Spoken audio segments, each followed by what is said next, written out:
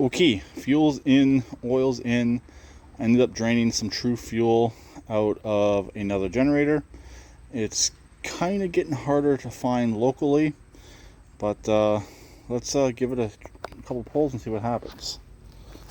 Choke's on, so it's going to take a couple because there is a fuel pump.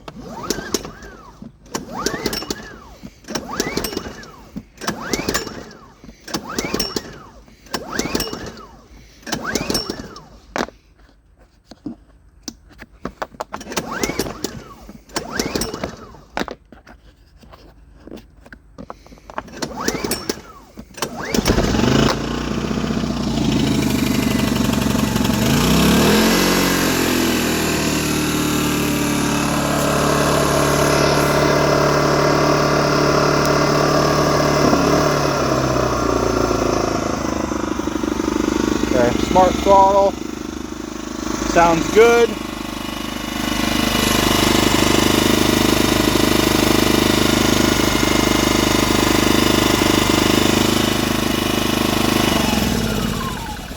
And to shut it off, you turn the fuel valve to off, shuts off the generator.